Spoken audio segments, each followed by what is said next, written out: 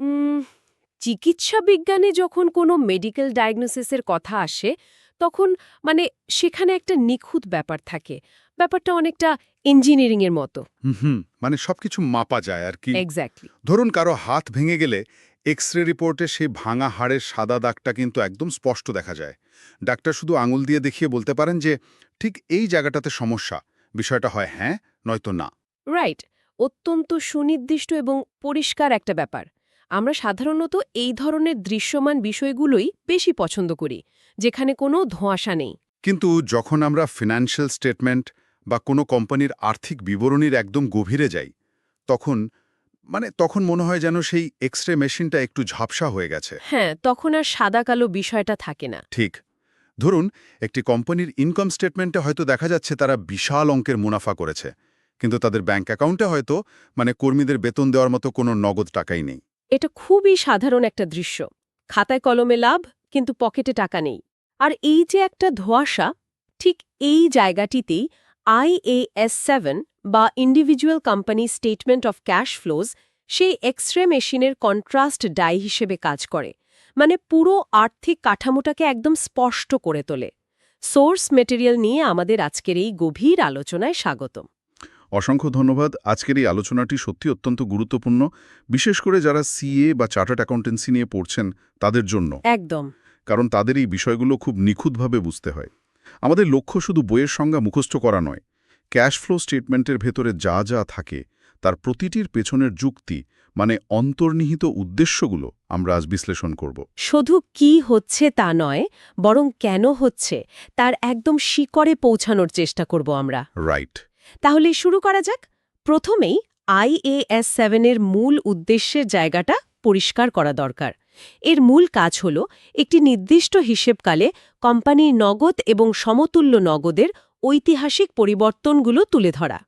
হ্যাঁ, ক্যাশ এবং cash equivalence. সিএর শিক্ষার্থীদের জন্য এই কনসেপ্টগুলোর প্রায়োগিক গুরুত্ব আসলে কতটা গভীরে যায়? এর গুরুত্ব আসলে বলে শেষ করা যাবে না।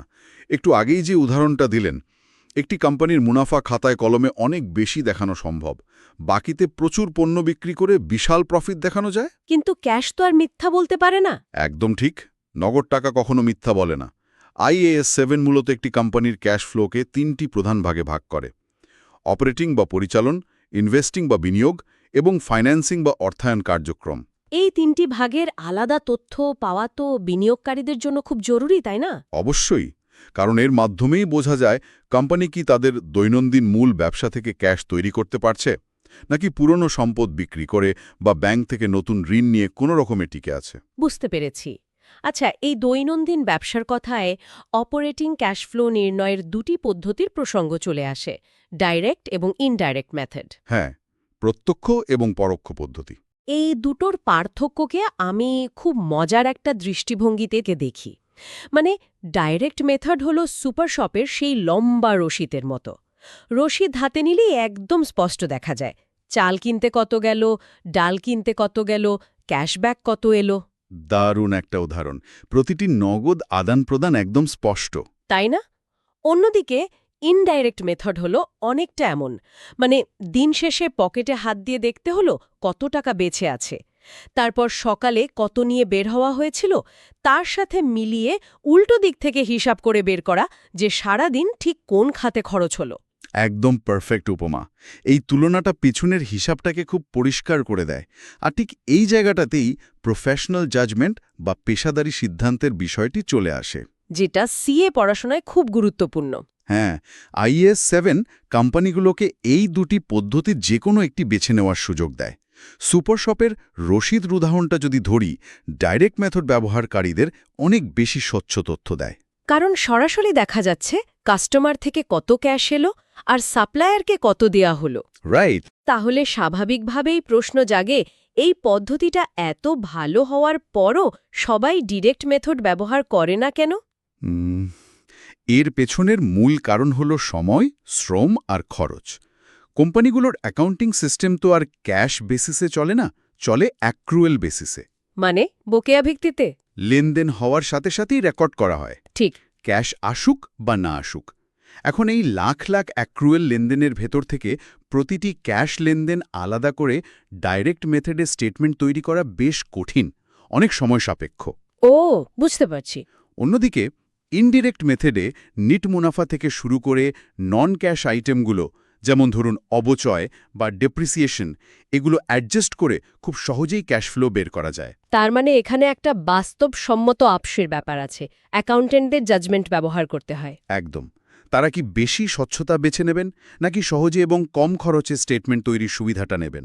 আচ্ছা, অপারেটিং ক্যাশ ফ্লোর এই সাধারণ হিসাবগুলোর পেছনের যুক্তি তো বোঝা গেল, কিন্তু কোম্পানির আর্থিক বিবরণীতে তো এমন কিছু বিষয় থাকে যা একই সাথে একাধিক জায়গায় প্রভাব ফেলে। হ্যাঁ, যেমন ধরুন লিজ। ঠিক, লিজ ক্যাশ ফ্লো স্টেটমেন্টের অন্যতম জটিল একটা জায়গা। নিয়ম অনুযায়ী তো লিজের পেমেন্টকে দুটি অংশে ভাগ করতে হয়, সুদ পরিশোধ আর আসলের অংশ পরিশোধ। ইন্টারেস্ট পেড এবং ক্যাপিটাল রিপেড। এখানেই আমার একটা খটকা লাগছে। একটু দাঁড়ান, ধরা যাক কোনো একটি কোম্পানি একটা বড় মেশিন লিজ নিল। লিজ কোম্পানিকে তো বছর শেষে একসাথে একটি নির্দিষ্ট অঙ্কের টাকা দেওয়া হচ্ছে, তাই না? হ্যাঁ, ধরা যাক 10,000 সিও দেওয়া হলো। তো ব্যাঙ্ক অ্যাকাউন্ট থেকে তো একটাই ট্রানজ্যাকশন হচ্ছে। তাহলে ক্যাশ ফ্লো স্টেটমেন্টে এসে কেন খামোখা এই একটি পেমেন্টকে ভেঙে দুটি আলাদা জায়গায় দেখাতে হবে? বলা হচ্ছে সুদ যাবে অপারেটিংয়ে, আসল যাবে ফাইন্যান্সিংয়ে। হিসাব কি অযথাই জটিল করা হচ্ছে না? আইনি কাঠামোর চেয়ে অর্থনৈতিক সত্যতাকে বেশি গুরুত্ব দেওয়া। একদম। বড় পরিসরে যদি ভাবেন, লিজ আসলে কি? লিজ হলো এক ধরনের ঋণ। আপনি রাইট অফ ইউজ বা ROU অ্যাসেট নিচ্ছেন, মানে বাকিতে একটি সম্পদ কিনছেন আর ধীরে ধীরে কিস্তিতে দাম দিচ্ছেন। ও আচ্ছা, তার মানে ব্যাপারটা দাঁড়াচ্ছে এটা সরাসরি ব্যাংক লোনের মতোই কাজ করে। হুবহু ব্যাংক লোনের মতো। আর সাধারণ ব্যাংক ঋণের ক্ষেত্রে নিয়ম কি? ঋণের সুদের অংশটা কোম্পানির দৈনন্দিন খরচের অংশ, তাই সেটা অপারেটিং অ্যাক্টিভিটিসে যায়। আর মূল ঋণ বা আসল টাকা পরিশোধ করাটা তো কোম্পানির অর্থায়ন কাঠামোর অংশ, তাই লিজের ক্ষেত্রেও একই যুক্তি কাজ করে। মানে যে পেমেন্ট করা হচ্ছে তার ভেতরের সুদের অংশটুকু হলো ওই বছরের সম্পত্তি ব্যবহারের খরচ। রাইট। আর বাকি টাকাটুকু দিয়ে দায়ের পরিমাণ কমানো হচ্ছে, তাই সেটা ফাইন্যান্সিং। পুরো পেমেন্ট একসাথে দেখালে বিনিয়োগকারীরা বুঝতেই পারবেন না দৈনন্দিন ব্যয় কত আর দায়ের পরিশোধ কত। দারুণ লজিক। আর এই কারণে শুরুতে যখন লিজের মাধ্যমে কোনো অ্যাসেট নেওয়া হয় সেটা সম্পূর্ণ একটি নন ক্যাশ লেনদেন হিসেবে ধরা হয়, কারণ শুরুতে তো কোনো ক্যাশ আউটফ্লো হচ্ছে না। হ্যাঁ, যদি লিজ শুরুর দিনেই কোনো অগ্রিম অর্থ দেওয়া না হয়, তবে শুরুতে কোনো ক্যাশ লেনদেন হয় না। ব্যালেন্স শিটে শুধু একটি সম্পদ আর দায় তৈরি হয়। তাহলে এর পেছনের মূল বিষয়টা আসলে কি দাঁড়াচ্ছে? যারা সিএ পড়ছেন তারা পরীক্ষার খাতায় এটি কিভাবে সমাধান করবেন? এটা খুব ভালো প্রশ্ন। চলুন আমরা সোর্স থেকে একটা নির্দিষ্ট উদাহরণ ধরি। আমি সোর্স মেটেরিয়াল থেকে ইন্টারঅ্যাক্টিভ কোয়েশ্চেন 1 একদম শব্দ ধরে ধরে পড়ছি। হ্যাঁ, অবশ্যই। ক্যামেল লিমিটেড একটি চুক্তিতে আবদ্ধ হয় একটি সম্পদ ব্যবহারের অধিকারের জন্য, যা শুরু হবে 2017 সালের 1 জানুয়ারি থেকে। চুক্তির শর্ত অনুযায়ী ক্যামেল লিমিটেডকে 10,000 সিইউ এর 3টে বার্ষিক লিজ পেমেন্ট দিতে হবে, যা শুরু হবে 2017 সালের 31শে ডিসেম্বর থেকে। একটু দাঁড়ান, এখানে একটা ব্রেনস্টর্মিং করার সুযোগ আছে। বলুন। চুক্তি হলো 1 জানুয়ারি, অথচ প্রথম পেমেন্ট দিচ্ছে ডিসেম্বরের শেষে। মানে তো কোম্পানি পুরো 1 বছর ওই সম্পদটা ব্যবহার করেছে কোনো টাকা না দিয়েই। তার মানে এই 1 বছরে নিশ্চিতভাবেই ওই বকেয়া টাকার উপর সুদ জমেছে, তাই না? একদম নিখুঁত বিশ্লেষণ। যেহেতু পেমেন্ট বছর শেষে হচ্ছে, তাই পুরো 1 বছর ওই সম্পদের মূল্যের ওপর সুদ হিসাব করতে হবে। আচ্ছা, এর পরের লাইনটা পড়ি। লিজ শুরুর তারিখে ভবিষ্যৎ লিজ পেমেন্টগুলোর প্রেজেন্ট ভ্যালু বা বর্তমান মূল্য হল 24,870 সিইউ। লিজের অন্তর্নিহিত সুদের হার হল 10%। আমাদের বের করতে হবে ক্যাশ ফ্লো স্টেটমেন্টে এর প্রভাব কি। চমৎকার। এবার তাহলে ক্যালকুলেশন শুরু করা যাক, কিন্তু তার আগে আমাদের লক্ষ্য বা গোল কি সেটা স্পষ্টভাবে ঠিক করতে হবে। গোলটা কি এখানে? আমাদের মূল লক্ষ্য হল প্রথম বছরের শেষে এই যে 10,000 সিইউ পেমেন্ট দেয়া হচ্ছে, তার মধ্যে ঠিক কতটুকু অংশ অপারেটিং অ্যাক্টিভিটিস বা সুদ আর কতটুকু ফাইন্যান্সিং বা আসল পরিশোধ তা নিখুঁতভাবে আলাদা করা। বুঝতে পেরেছি। তাহলে ক্যালকুলেশনের ধাপগুলো কি হবে? সিএ শিক্ষার্থীদের এখানে একদম ধাপে ধাপে এগোতে হবে। স্টেপ 1, প্রথমে সুদ নির্ণয় করতে হবে। এর পেছনের লজিক হল আমরা কত টাকার সম্পদ 1 বছর ধরে বাকিতে ব্যবহার করেছি। প্রশ্নে তো প্রেজেন্ট ভ্যালু দেয়া আছে 24,870 সিইউ। ঠিক, এটাই আমাদের লিজ লায়াবিলিটির ওপেনিং ব্যালেন্স, আর সুদের হার দেওয়া আছে 10%।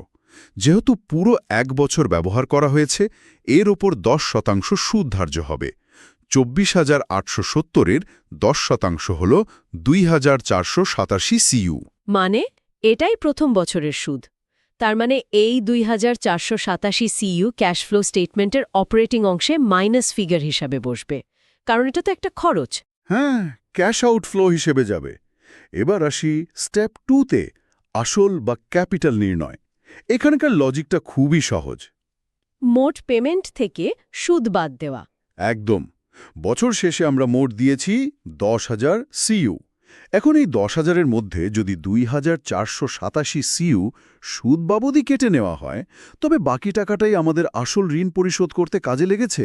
অর্থাৎ 10,000 মাইনাস 2,487 সমান 7,513 সিইউ। রাইট। আর এই 7,513 সিইউ চলে যাবে ফিন্যান্সিং অ্যাক্টিভিটিজে পেমেন্ট অফ লিজ লায়াবিলিটিজ হিসেবে। এই ধাপে ধাপে চিন্তা করার প্রক্রিয়াটাই সবচেয়ে জরুরি। পেছনের লজিকটা বুঝতে হবে যে কেন একটা অংশ সুদে গেল আর কেন আরেকটা আসলে গেল। একদম। শুধু সংখ্যা যোগ বিয়োগ করলে কনসেপ্ট ক্লিয়ার হয় না।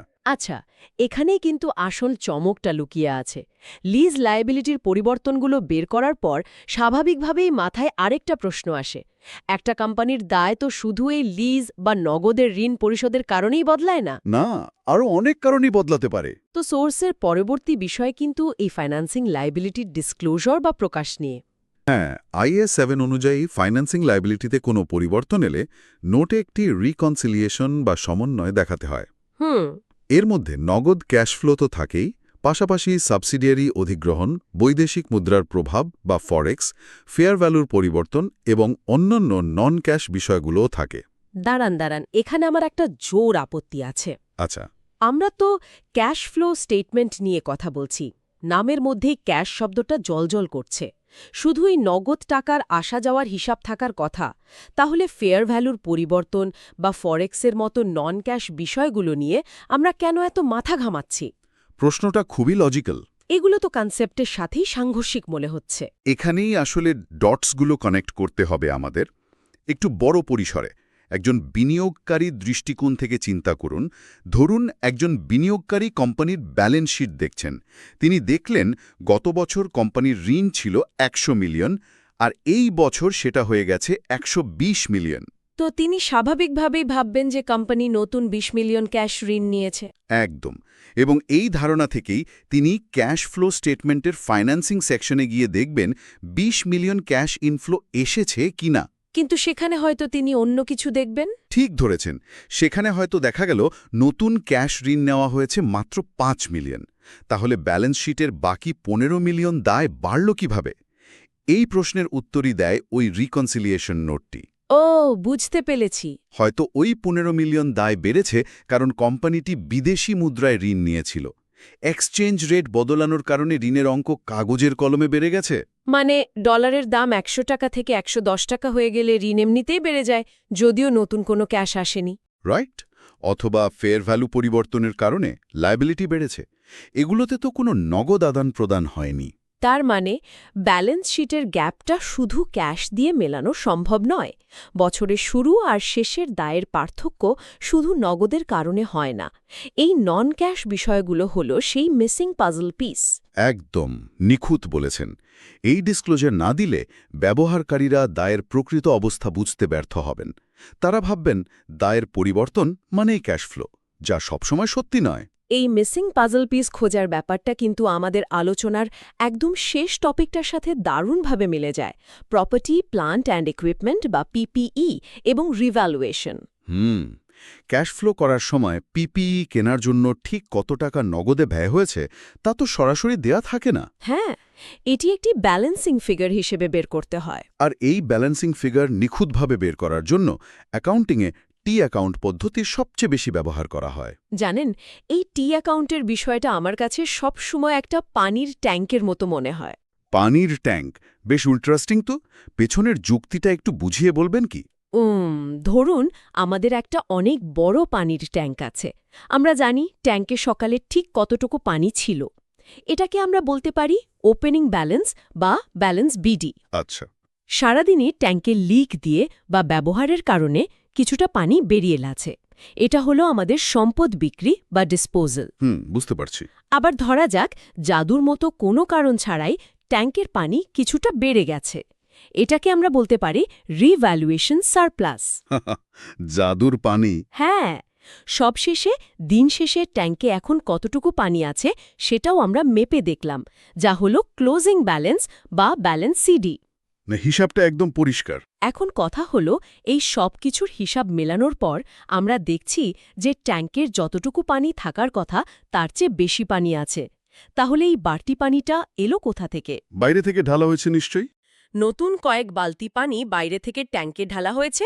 এই যে নতুন পানিটা এলো, এটাই হলো আমাদের অ্যাডিশন বা নগদে কেনা নতুন সম্পদের পরিমাণ। অত্যন্ত চমৎকার এবং ভিজুয়াল একটি উদাহরণ। সিএ শিক্ষার্থীদের জন্য এটা মনে রাখা খুব সহজ হবে। চলুন আমরা সোর্সের রিভ্যালুয়েশন কনটেক্সট এক্সাম্পল থেকে সংখ্যা দিয়ে এই পানির ট্যাঙ্কের হিসাবটা মিলিয়ে দেখি। ঠিক আছে, এখানে আমাদের গোল বা লক্ষ্যটা কি? আমাদের লক্ষ্য হল বছরের মাঝখানে নতুন পিপিই কিনতে ঠিক কত টাকা নগদে খরচ হয়েছে তা বের করা। আর লজিকটা হলো সব ক্যাশ এবং নন ক্যাশ পরিবর্তনগুলোকে এক জায়গায় এনে ঘাটতিটা বা ব্যালেন্সিং ফিগারটা খুঁজে বের করা। তাহলে আমি টি অ্যাকাউন্টের ডেটাগুলো বলি। বছরের শুরুতে অর্থাৎ ওপেনিং ব্যালেন্স দেওয়া আছে 9,300,000 সিইউ। এর সাথে আমাদের যোগ করতে হবে সেই জাদুয়ের পানি, মানে রিভ্যালুয়েশন সারপ্লাস। সোর্স বলছে একটি free hold property upward revaluation হয়েছে 750,000 সিইউ। কিন্তু এখানে একটা বড় প্রশ্ন আসতে পারে। রিভ্যালুয়েশন তো কোনো ক্যাশ ট্রানজ্যাকশন নয়, কোম্পানির পকেট থেকে তো টাকা যায়নি। তাহলে এটি কেন টি অ্যাকাউন্টে আনছে? কারণ এটি সম্পদের খাতার মূল্য বা ক্যারিং অ্যামাউন্ট কাগজের কলমে বাড়িয়ে দিয়েছে। এটি হিসাব না করলে আমাদের ফাইনাল হিসাবে বড় ধরনের ভুল আসবে। সঠিক ব্যালেন্সিং ফিগারটা আমরা পাব না। ও আচ্ছা, বুঝতে পেরেছি। তাহলে ওপেনিং ব্যালেন্স 9,300,000-এর সাথে রিভ্যালুয়েশন 750,000 যোগ করলে সম্পদের মোট ভ্যালু দাঁড়ায় 10,50,000 সিইউ। এবার এখান থেকে আমাদের ডিসপোজাল বা বিকৃত সম্পদ বাদ দিতে হবে। সোর্সে বলা আছে 450,000 খরচের একটি ভেহিকল বিক্রি করা হয়েছে। রাইট। তাহলে 10,50,000 থেকে 450,000 বাদ দিলে বছর শেষে আমাদের কাছে সম্পদ থাকা উচিত 9,600,000 সিইউর। কিন্তু আমাদের সোর্সে ক্লোজিং ব্যালেন্স কত দেওয়া আছে?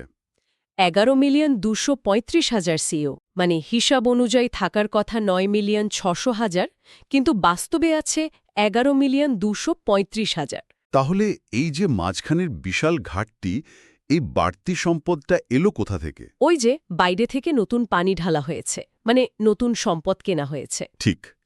11,235,000 থেকে 9,600,000 বাদ দিলে আমরা পাই 1,635,000 সিইউ।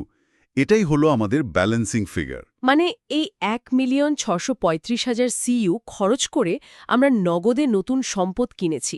একদম। ক্যাশফ্লো স্টেটমেন্টের ইনভেস্টিং অ্যাক্টিভিটিজে এটি ক্যাশ আউটফ্লো হিসেবে দেখাতে হবে। লজিকটা পরিষ্কার থাকলে পরীক্ষায় ব্যালেন্সিং ফিগার বের করা নিয়ে কোনো সংশয় থাকবে না। সত্যি, এই পুরো প্রক্রিয়াটা একটা চমৎকার জটিল পাজল সলভ করার মতো। তো আমরা একদম আলোচনার শীর্ষ পর্যায়ে চলে এসেছি। আজকের এই আলোচনা থেকে আমরা দেখলাম কিভাবে লিজের পেমেন্টকে অর্থনৈতিক সত্যতার ওপর ভিত্তি করে সুদ এবং আসলে নিখুঁতভাবে ভাগ করতে হয়। দেখলাম কেন ক্যাশ ফ্লো স্টেটমেন্টের নোটে নন ক্যাশ আইটেমের সমন্বয় দেখাতে হয়, যাতে বিনিয়োগকারীরা বিভ্রান্ত না হন। হ্যাঁ, আর সবশেষে আমরা দেখলাম কিভাবে টি অ্যাকাউন্টের মাধ্যমে নন ক্যাশ বিষয়গুলোকে অ্যাডজাস্ট করে নগদে কেনা সম্পদের পরিমাণ বের করতে হয়। প্রতিটি বিষয়ই আসলে ফাইন্যান্সিয়াল স্টেটমেন্টকে আরও বেশি স্বচ্ছ আর ব্যবহারযোগ্য করে তোলে। একদম। কিন্তু বিদায় নেওয়ার আগে যারা ভবিষ্যৎ চার্টার্ড অ্যাকাউন্টেন্ট এবং যারা ব্যবসার আর্থিক দিক নিয়ে গভীরভাবে চিন্তা করেন, তাদের জন্য একটি ভাবনার খোরাক রেখে যেতে চাই। অবশ্যই। আজকের আলোচনা থেকে আমরা দেখলাম ক্যাশ ফ্লোর গভীরে অনেক নন ক্যাশ বিষয় আর জটিল হিসাব লুকিয়ে থাকে।